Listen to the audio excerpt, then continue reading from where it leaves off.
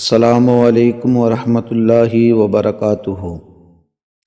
ناظرین، آج ہم آپ کو ایک ایسا وظیفہ بتانے والے ہیں جس کے کرنے سے تمام حاجتیں، ہر تمنا، ہر آرزو پوری ہو جاتی ہے۔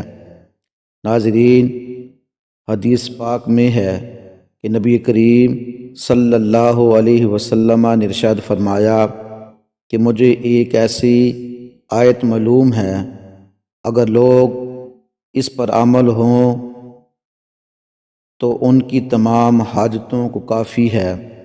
مطلب یہ کہ اگر لوگ وہ آیت پڑھنا شروع کر دیں تو ان کی تمام حاجتیں پوری ہو جائیں۔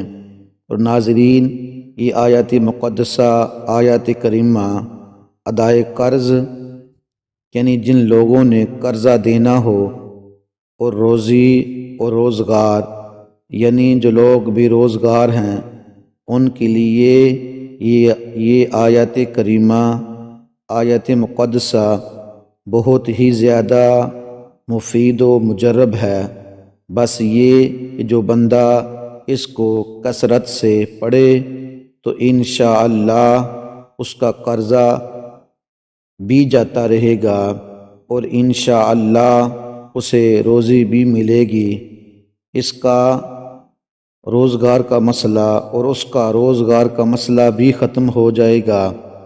ناظرین، آیت کریمہ وظیفہ یہ ہے، وَمَن يَتَّقِ اللَّهَ يَجْعَل لَّهُ مَخْرَجًا وَيَرْزُقْهُ مِنْ حَيْثُ لَا يَحْتَسِبُ وَمَن يَتَوَكَّلْ عَلَى اللَّهِ فَهُوَ حَسْبُهُ إِنَّ اللَّهَ بَالِغُ أَمْرِهِ قَدْ جَعَلَ اللَّهُ لِكُلِّ شَيْءٍ قَدْرًا۔